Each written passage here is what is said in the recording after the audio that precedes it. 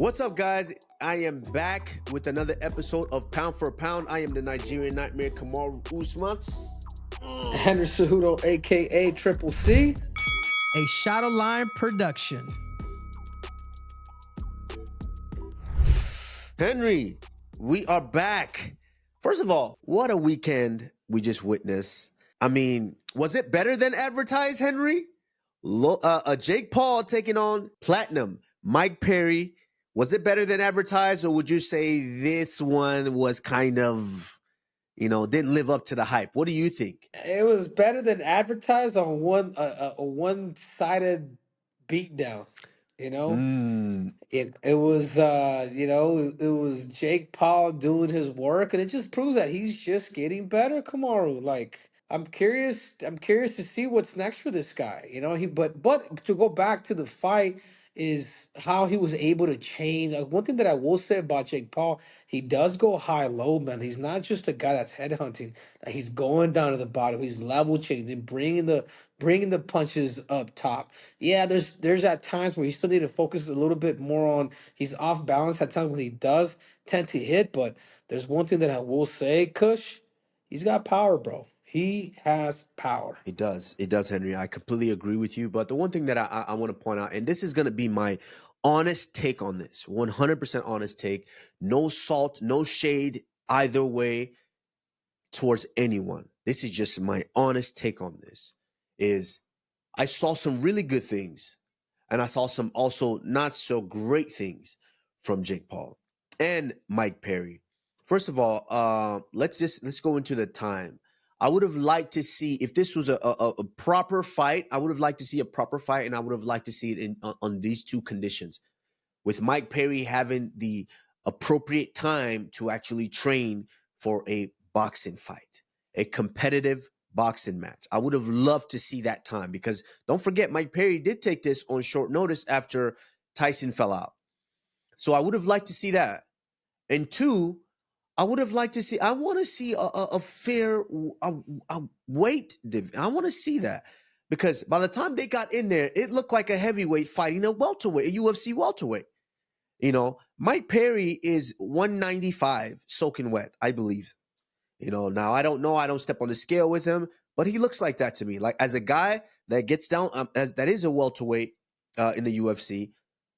I know the size of Mike Perry, and I know what that weight that he is at for him to be his optimum weight for him to compete. And Jake Paul's a big dude that packs lots of power. And I felt like there was a disparity in that. So where I didn't feel like it was a full on, because yes, they both did weigh in at, I believe the weight class was 200, I believe. I think they both weighed in at that, but I would have liked to see them be the same size. I would have liked to see Jake Paul actually cut a little bit of weight, you know. And then Yeah, but not really. But I'm gonna have to disagree with you there. Like, once you make the weight, it really doesn't matter. Come on, I plus like understand. I Mike Perry. understand. But I understand, Henry. You're right. But Jake Paul was a heavyweight in there. Was a full-fledged heavyweight. And don't forget, Mike Tyson was fighting at 217. That's heavyweight. Evander Holyfield was 212, 217. That's heavyweight. Deontay Wilder steps in there at 218 pounds. Jake Paul was heavier than all those guys when he fought Mike Perry this weekend. Yeah, but that has nothing to do with it. Once you agree, it's all good. The experience that Mike Perry has of combat, I mean, I just think I just think we got to give freaking Jake Paul his No, no, credit. no, no, no. Simple. Don't listen. And and, First, and when it I'm not saying I'm not giving him and his when it credit. comes down, no, of course I get what you're saying, Kamara. But when it comes down to him fighting maybe a top tenner in boxing, fucking Jake Paul get his ass beat. Right But now, right what is it now. showing us? What is it showing us, Kamaru? It's showing us that entertainment is on its rise, because it's not like we're watching two high level boxers. It's not like we're watching Floyd versus Manny, De La Hoya versus Manny Pacquiao. It's none of that. But on the flip side, check this out. Conor McGregor sent in that crazy ass tweet, and man, I kind of have a feeling that there could be he said, "Mike Perry, you are officially fired." I forget what it was. Mike Perry, you're out, man. Get your bags. You're out of the fucking BKFC. I mean, what does this do to? Does it hurt the brand of BKFC? Hey, Mike, You're releasing. You can go and compete in your smelly, dirty boxing championship thing. The smell of it, good luck. You're fired. Listen, I don't pay any mind to that because I mean we've seen this time and time again. This is just what Conor does. Whenever there's a big entertainment moment for a big fight, who tweets? Conor does, and you know what we do, and you know what we do. We have to sit and talk about it. So I don't even care what he's tweeting. Mike Perry did something that was phenomenal, and let's not forget in that fight, Mike Perry had moments. Mike Perry was walking down the big man. So yes, Jake Paul is massively improving, and the fact that we're able to watch this on the highest level is showing that hey, he's doing the right thing with entertaining us as he's continuing to grow in these boxing fights. Because yes, let's be honest, boxers come out and they're 18-0, 19-0, 20-0, and have fought a bunch of guys that really aren't tip-top performers, you know. So hats off to Jake Paul for what he's doing and being able to be vulnerable enough to put it on the grand stage and let us all witness it. It's showing that he knows a thing or two about entertainment and a thing or two about just entertaining all of us at home. So I give hats off for that. But Mike Perry did show some things in that fight to where had he had the size, had he had the fundamentals, because Mike Perry walked him down with his chin up in the air the whole fight. Had he had the boxing fundamentals, like I mentioned, I would have liked to give him a little bit more time to prepare for that, a little bit more time for him to actually move his head.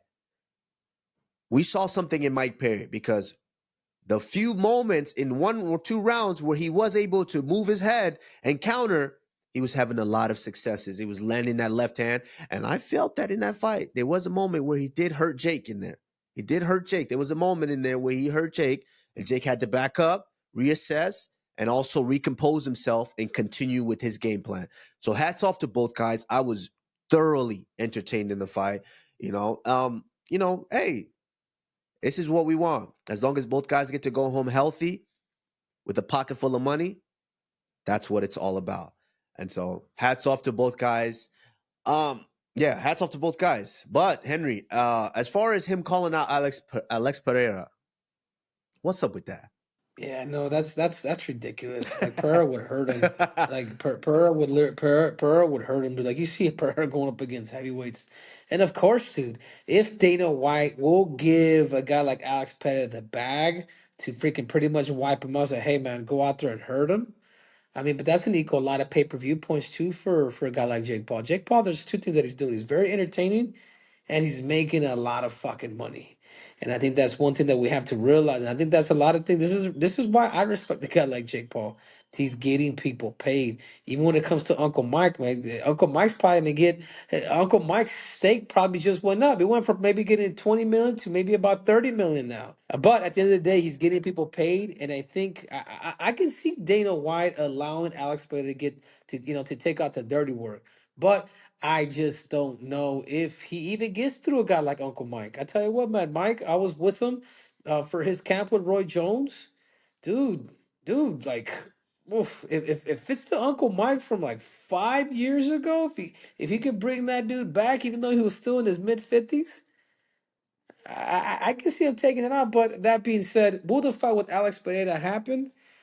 Dana White just has to say yes, and we will no longer see Jake the Snake Paul, on our social media platforms. 2 things. One, yeah, no, it won't happen. I just don't think it's Jake Paul in the name of promoting nowadays has done a lot of things and said a lot of things about Dana White that I feel that are Kobe Covington-esque, and in that case you've put yourself off to where I don't think Mr. Dana White ever wants to do business with you. Because it is that at some point when you start to attack a man in a certain way, they get to a place where they just said, you know what, I'm going to wipe my hands with you. I don't care to deal with you. I don't care to do business with you. Now, I never say never. That's a motto that I live by. Never say never. But I think there's a strong chance that Dana White will choose not to do business with them because Dana White does very good business by himself. And Jake Paul is doing very good business by himself. And so I don't think that will ever happen. But I'll tell you, Henry, this is where I do disagree with you. I am 100% I do believe Alex Pereira can win that fight, but I'm not 100. Win that I think fight. he. He I think fucking he. knock him I. out. I do, but I don't think it's an unwinnable fight for Jake Paul. I don't think so. I disagree with you thinking, oh, we will no longer see Jake Paul and this. Listen, no, I doubt that.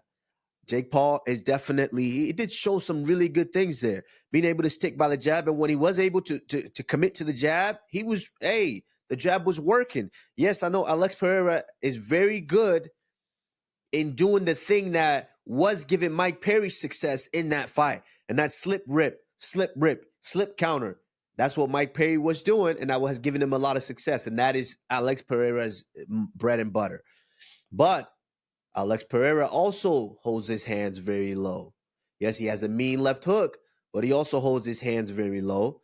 That head moves when he's slipping and ripping. But other than that, it's not like it's constantly moving. It's not constantly doing what boxers' head, movement should be doing. So I am not completely counting Jake Paul out of the fight, even though I do think Alex Pereira wins. I'm not completely counting Jake Paul out of that fight, Henry. Yeah, no, 100%. Yes, as you know, Henry, my brother Mohammed, the Motor Usman, did fight this last weekend. And, disappointing loss for him. But I think this was one of those fights. This is a crossroads fights that lets you know, is this what you want to do or is this not what you want to do? I think he's right now sitting at home. He's reflecting. All the work that you put in, did you go out there and fight to your abilities? You did not. You didn't go out there. You didn't execute the game plan. You didn't execute what you're capable of doing and getting the results that you're capable of getting.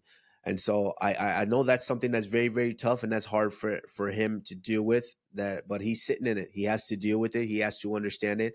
And it's something that's potentially going to make him much, much stronger. And like I say, it's tough to enjoy the great times and it's tough to enjoy winning when you don't know what losing feels like. And so I think he's feeling it right now. And I think he's going to go back and reassess, recompose himself, go back to, like I say always, go back to the drawing board, and he's going to come back stronger and better. But, Henry, last week's underdog results are in. And, big shout out to Underdog, the easiest place to play fantasy sports. And my man, I ain't do too good, but, listen, Henry, neither did you. We ain't do too great. You one up me. You one up me. But hey, hopefully we're gonna redeem ourselves this weekend with our picks coming up for UFC 304. And as always, make sure you use code pound for pound, which the link will be in the description. And those picks are gonna be coming up later this week. But Henry, let's get into our UFC 304 breakdown. Do you want to start with the prelims, the early prelims? There's the prelims. Yeah, there's one fight that I do want to talk about. Yeah. That's definitely under the radar. Because I'm looking at this whole card, I'm just like, all right, man. I don't feel like I've been seeing a lot of buzz on this, but there's this one fight that I really do want to see, and that's Mokaev versus Kape. Mokaev. No, Kape is a wild dude. He's a wild man, dude. And I know they got into an altercation back in the UFC PI where there's actually blood that was drawn. And with Mokaev, I don't know if it was a headbutt, something happened, but he ended up cutting Mokaev. So I do believe like the flyweight division is spicing up. And this fight right here is up for grabs. I mean, how good is Mokaev? Is he at the highest levels? Could this be the next title contingent fight at 125 pounds? I mean, the fight is open, but I'm curious to see more than anybody, more than anything. I want to see Mokaev fight a veteran, an experienced vet in Manal Cape. Yeah, Henry, I completely agree with you. I think this is the fight. Sleeping on this. This should be high up on the card because this is a fight with title implications right here. I believe the next flyweight contender comes out of these two men right here. It's Manel Kape. This is a fight that I believe they've been trying to make for quite some time, but they're finally making the fight. Manel Kape taking on Mohammed Mokaev. Phenomenal fight. Mokaev, an excellent grappler. Going up against Manel Kape, a guy that's versatile. I mean, he can hit you with he could He's also a guy that's ambidextrous with the work. He can give it to you from the southpaw. He can give it to you from the orthodox stance. He can grapple as well, but he likes to he's a flyweight that likes to knock guys out. He's going to put pressure on you. He's going to try to get you out of there. So I think this is a phenomenal fight. This fight definitely, I believe, should be on the main card. But the whole card is stacked. A lot of people are sleeping on this fight because there's some names that, that might not be very, very recognizable to some of those fans. But a big name that's also recognizable in that prelims, Molly McCann is back, and she's taking on Bruna Brasil.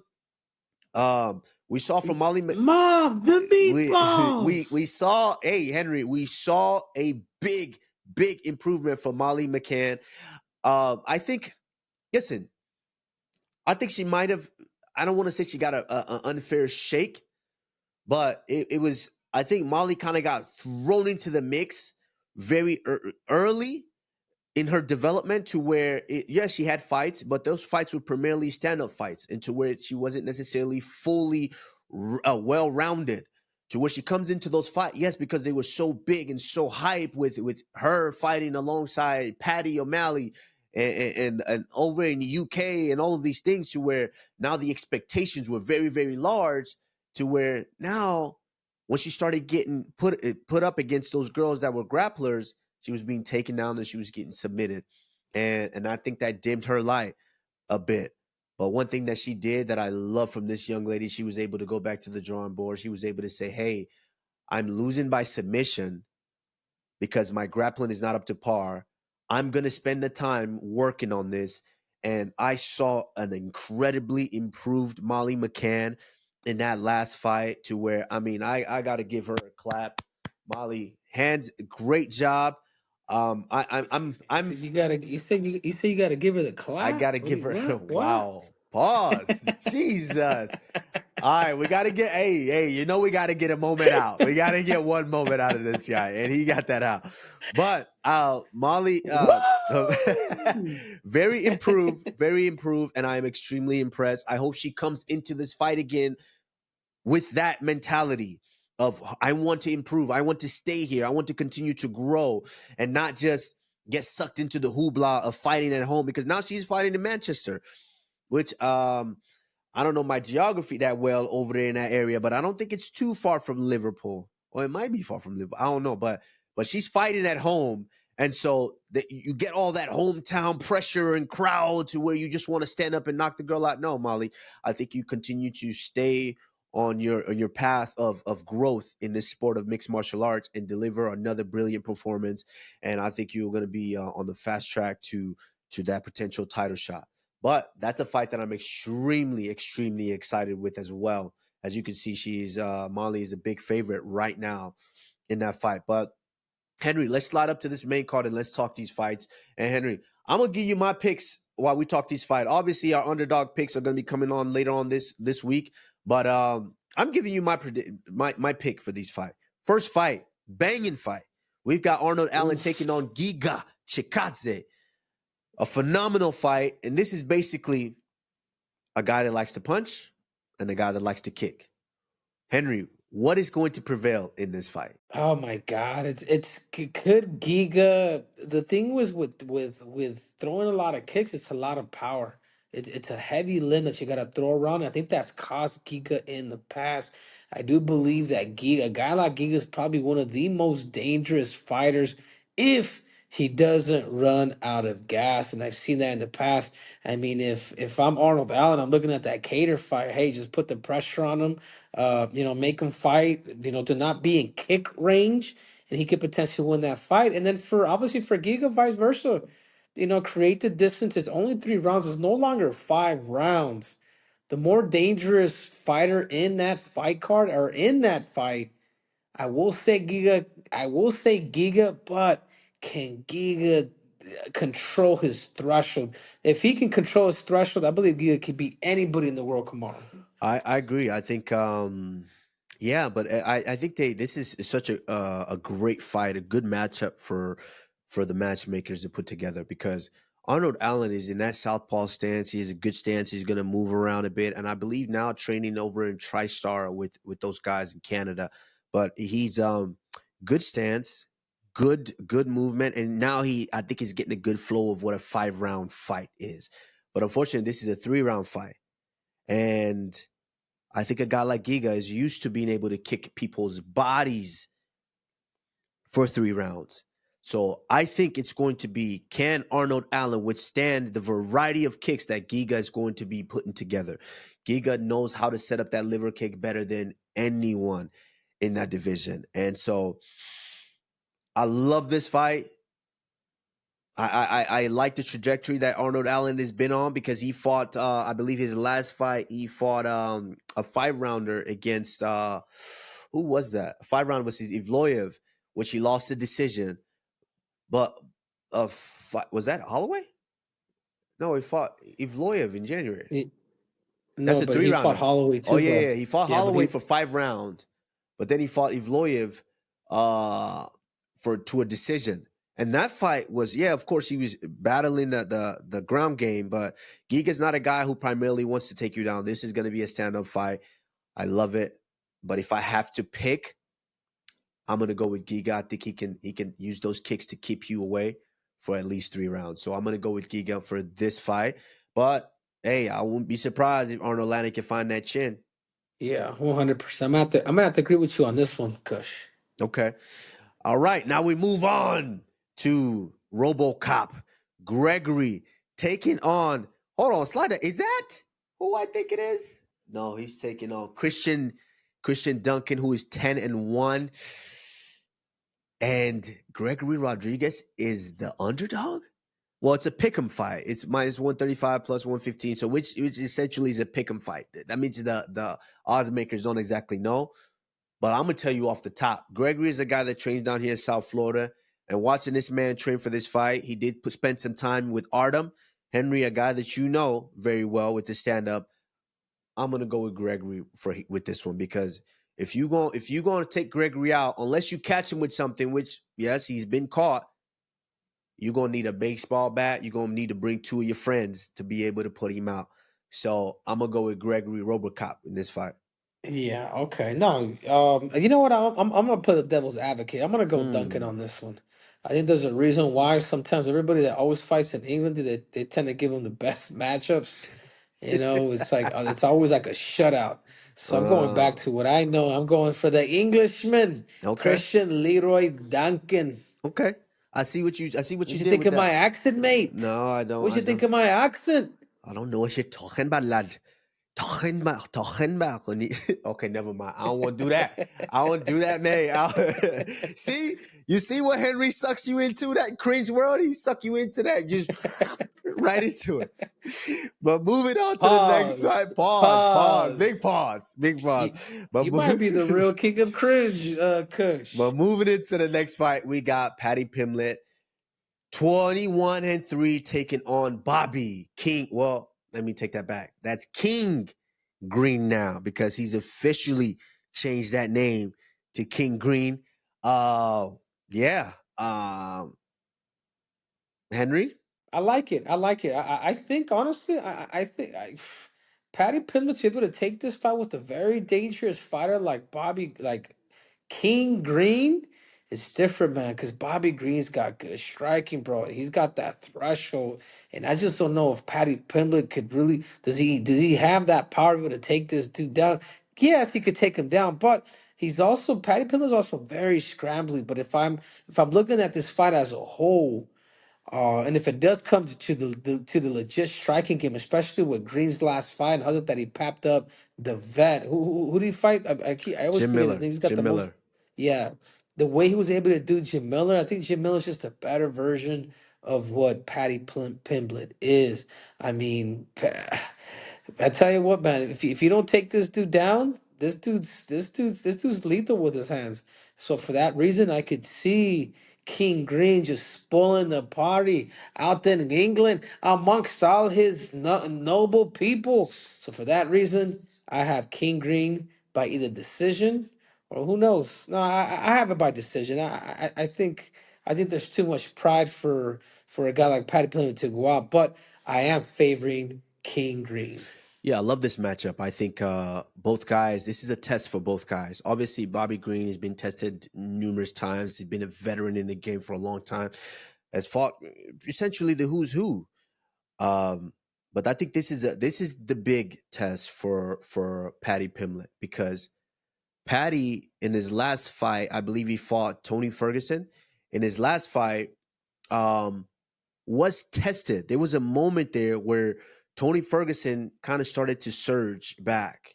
He started to surge and and that's what you want to do with these young, hungry contenders. You want a prospects, I should say.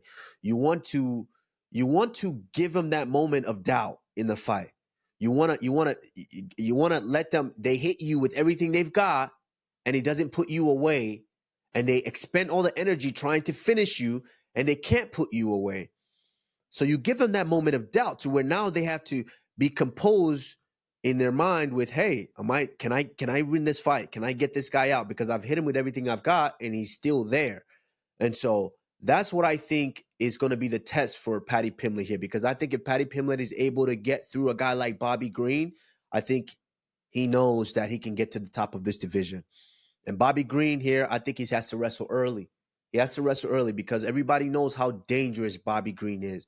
For a guy that put his hands down, stand right in front of you and talk trash to you as he's punching you in the mouth, this tends to play with a lot of guys and it hurts a lot of guys. So I think Bobby has to wrestle early, and I think Paddy Pimblett has to have success early with the grappling. If Bobby can stop him, or Bobby can get back up and start touching Paddy Pimblett, I think Bobby Green gets him out of there. I don't think he goes. I think Bobby Green gets him out of there, because if you're able Yeah, to, it's if you're Kamaru, it's King Green. King Green, I'm sorry, Bobby. I mean King. I'm sorry. I think if King is able to get back up to his feet or neutralize those takedowns, I think his confidence is going to be enormous, and it's going to be too much for a guy like Paddy Pimblett, who's trying to find himself and understand whether, hey, do I belong here or do I not belong here? And so I love this fight, but I'm going to go with King Green based on what he just did to Jim Miller. I think this is just a guy that just does this. And when he starts doing this, he's ramping right back up. So I'm going to go with King Green on this one. Alrighty. Yeah. Henry, just go ahead and flow that into the co-main event of the evening. We've got the heavyweight interim title defense, Tom Aspinall taking on Curtis Razor Blaydes, a guy that I know, a guy that I love, a guy that I like watching fight. I think he's been a dark horse in that heavyweight division for a long, long time, but now he's going up against potentially the best in that heavyweight division. Yes, this is a rematch that I believe the first fight lasted maybe 2 minutes. But hey, Henry, I want to hear what you think about this fight, because I know what I think, and I know one of the guys very well. Yeah, So I'm gonna yeah. let you tell No, of me. course. Yeah, yeah. Let me go ahead and start it off to tell the truth, Kush, because sometimes you be a little biased, man, out there in Denver, Colorado. Nah, You nah. forget, you forget you're Go born in ahead. Go Nigeria, ahead. Go ahead. raised in Texas, and now live in Florida. Niger. But that being said, talking about this fight with Tom Aspinall is, could Curtis Blaydes bring in the wrestling? Could he bring in the wrestling to stop this dude? I'll tell you what, Tom Aspinall, as much as I was hating on that dude, watching his clips and watching him fight, the dude has fakes, feints, lateral movements, knows how to control the distance. And if a guy like Curtis Blaydes cannot make those adjustments, take this dude down, it might be a good night for your boy Curtis Blaydes. You know what I mean? Am I rooting for him 100%? I would love Curtis Blaydes to get it, just to kind of, you don't want Jones to be able to go through a lot of these freaking kills, even though Blaydes stylistically he's just a better fight for John. But looking at this fight, man, Kush, excuse me, I'm sorry. Curtis Blaydes, excuse me, I'm sorry. But if you don't use your wrestling and don't use it immediately, this is where this dude is dangerous. So for that reason, if that's the case, if Curtis Blaydes does not use his grappling as he should, you got to go with the guy with the better striking. That's Tom Aspinall. Listen, I knew you were gonna go into the striking. And wait, real quick. Hold up. Did you say Curtis Blaydes was a better fight for John than Tom Aspinall? Yeah. I Interesting. said it. Interesting. Let that sit in for a Interesting. minute. Not. Listen, I'm not saying neither or, but it's an interesting thought. Let me let me go. You're right. I think this is a very very good fight, and I think Curtis does need to mix in his wrestling, but don't sleep on Curtis Blaydes' striking. Don't sleep on it. Curtis has worked a lot on his striking, but I think a part of his success, what makes the fight a lot easier for him, is him being able to go to that thing that brought him to the dance, which is the wrestling. If you're able to show that, hey, I've got this blade, hey, I've got this blade, I've got this weapon, I've got this weapon, I think that serves him better in a fight like this. I think if he's able to show that, hey, I can take you down and I can do some work down here as well, I think that even opens up the striking a lot more. But make no mistake, Curtis can strike and Curtis will strike. But with a guy like Tom Aspinall, very, very improved. I knew he was good, but I didn't know necessarily how good Tom was, because a lot of his fights weren't necessarily going long decisions to where you see the improvement. But in that last fight when he fought Sergey, that's when I'm like, okay. People have been talking about this guy, but this guy is for real. Tom, he's got the movement, and that right there, I think, kills a lot of heavyweights, because heavyweights, they come in thinking, okay, because I have the ability to end it with one shot, that's what I'm gonna do, and they come in and they get stale in that movement. Tom was able to move, take his time, and when he put that combination together, it was so fast, and I was like, okay, this guy's a problem. It's tough, and I don't want to doubt this guy ever again. So I know Tom Aspinall is the real deal. But if I have to pick here, I'm going to say with the wrestling, if Curtis Blaydes is able to mix in the wrestling and also strike, I think Curtis Blaydes can get this fight won. Wow. Okay, I like that. I like that. This is good. This is good for both of us, Kush. All right, man. Well let's move on to the main event of the evening. Obviously, you're no stranger with Leon Rocky Edwards. You guys have competed 3 times on 3 different occasions, but he's also taking on Belal Muhammad. I call him the gift. I just feel like he's just the gift, man. Like he wants to be the light of the world, man. A freestyle fighter who has that chip on his shoulder and has, I don't know how many win streaks he's in, but he's been able to improve so much in his fighting career, man. He's a freestyle fighter. Taking a little bit of Khabib, with the top control, same style. Reminds me a lot to me of that. And I know sometimes people tend to call me crazy, but stylistically, he reminds me so much like Khabib. His stance, the way they shoot, his entries or whatnot. I like this fight for him. But you're also going up against a guy like Leon Rocky Edwards. He's being the Nigerian nightmare. When you beat a guy who has been super experienced, and not just not just the Nigerian era, but also Kobe Covington, and doing the fashion that he has. I just feel like the time for a guy like Bilal Muhammad, there's inspiration involved. What he was able to do to Gilbert Burns too. There's something about Bilal that's just different. He's going in there with a piece of inspiration, and I do believe that at times when you go in there with a piece of inspiration like he is, free Palestine. He did the whole ordeal with that little kid, the little 2-year-old kid that they're kind of taking under their wing. He's at another level mentally, and for that reason, I just don't know. Sometimes as champion, Kamaru, will Leon Edwards be able to take that pressure to fight in his hometown? But if I had to place my pick, I'm going with Bilal Muhammad. Call me crazy, Kush. Listen, I hear what you're saying, Henry, but I think just the opposite. Nothing is different from Bilal Muhammad. Nothing. Nothing jumps off the page where you go, oh, wow, that is so incredible, that thing that he does. Oh, this is exciting, or he throws this. Nothing jumps off that page. But that's just it. That's just it. That's why Bilal Muhammad is so good. He's worked at being this so well that it's very hard to shake this. It's very hard to break this. And so that's what I like about Bilal Muhammad in this fight. is the fact that nothing like Henry. Can you name one strike that jumps off the page where you're like, oh man, he's really good at that back wheelhouse kick? Tell me one thing. No. It's none of that. I agree with you, Kamaru. You Exactly. know what it is? Okay. You know what it What is? is You it? know what it is What is though? it? It's his volume. Listen. It's the same thing Listen. with Marab. Okay. It's the same thing with the lot. It's the same thing with Khabib. Like, Listen. Stop. No, don't. I think that's a bad comparison. Saying he's Khabib-esque. No, it's not. He's not. Khabib was gonna do what Khabib was gonna do. That is pressure you, take you down, beat your face in. There's literally a fight where Khabib is holding someone's face with one hand and he's beating it with the other hand. Yes, I believe maybe the Edson Barboza fight where I was like, "Yo, this guy's savage." But that's that. Belal Muhammad's not that.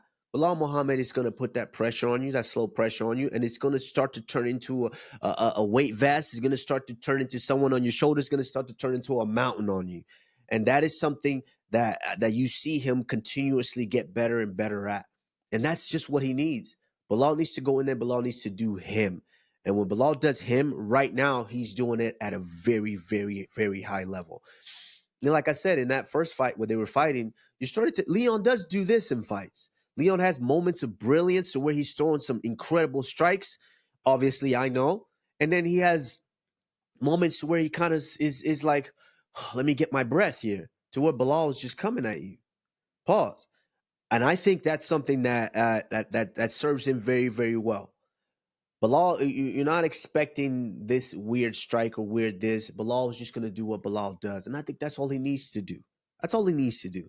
He needs to go in there, not be shaken by any flashy technique or any crazy things. He just needs to do him, stay on the gas, and I think he can get that decision victory. Or potentially even a stoppage. Or potentially, if he's able to get this fight down. You talking about Belal? Hold on. You're confusing me Belal. there. No, Belal. I think if Belal does what he needs to do, I think he can get that a victory, or even potentially a stoppage. Now, if you want to ask my pick, if I'm going over the underdog fantasy and I'm the easiest place to make your picks, and I got my pick, if you're gonna ask me, I think just the Leon is starting to kind of settle into the seat. He shouldn't be, because I ain't gone nowhere yet. I'm just taking a little sabbatical right now, But I think Leon is starting to settle into the seat. He's starting to make his groove as champion, and I think he believes that he's a champion here. Leon is working on just staying there. So I'm gonna stay with Leon for this one. I think Leon might be able to pull this one out, but I do think Belal could get it done. But I think Leon pulls this one out. Okay, I like it. You guys heard it here. I mean, we Yeah. got So we stop got making different viewpoints, Stop making different picks. your stop. You said he was Khabib. Stop it. Stop that. He's not Khabib. No, I didn't Yeah, say you did. You he's said it's Khabib. I like said Khabib. stylistically he resembles. Who else resembles him? Just his fight style. Yeah, of course, he could get better up top and bash people's face in, but the accumulation of how they fight very similar. But I agree with you. I agree with what you're saying about Khabib. Yeah, Khabib is one of a kind. But if stylistically, if you see somebody like, all right, man, he resembles a little bit, because I know he studies him, and we've talked about it, and I've dissected film with a guy like Belal Muhammad. And the last time that he lost to Kamaru was 2019 to Jeff Neal, and he has gone so much better. He's not that same guy no more. Like, this dude was able to get the avenge with the guy like Vicente Luque, and not just beat him, but really beat him up. He's got so much better, and I feel like we are gonna hear and new. Okay. I like it, Henry. I like it. That's a really, really good fight. I feel like it's obviously a fight that we've been waiting to see for quite some time now. But a lot of moving parts have been going on here. Everyone felt that, Belal is not getting him because they don't like him and this and that. But no, as long as you continue to work, you continue to do your job to get to the top, they can't deny you for too long. So this is the golden opportunity. This is a shot for Belal Muhammad to be able to go in there and show that, yes, he is he is the best in the world right now.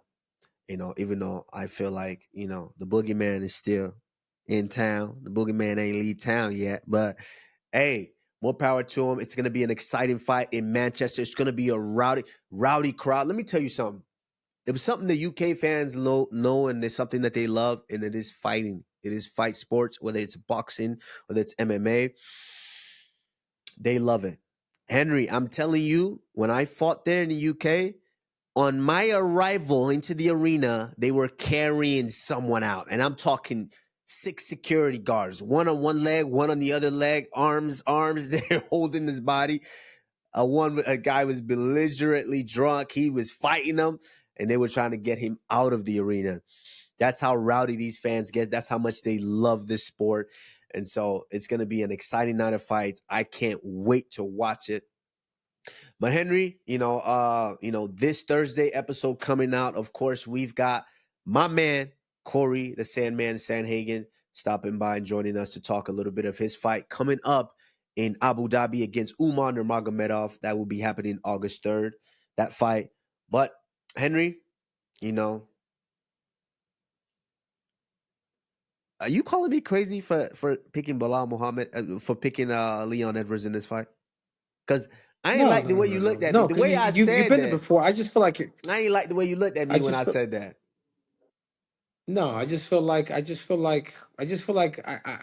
do believe that Belal Muhammad's gonna get it done, and I think that sets up a good fight between you and him. So if I'm in your position, I'd be cheering for Belal Muhammad because that gives you another entry to be like, hey, new blood. You want to fight the greatest welterweight of all time? Well, Belal Muhammad, I'm here. My name is Kamaru Usman, Mr. Hollywood, or should I say Hollywood, and I want a piece of that gold, and I think you make that fight happen.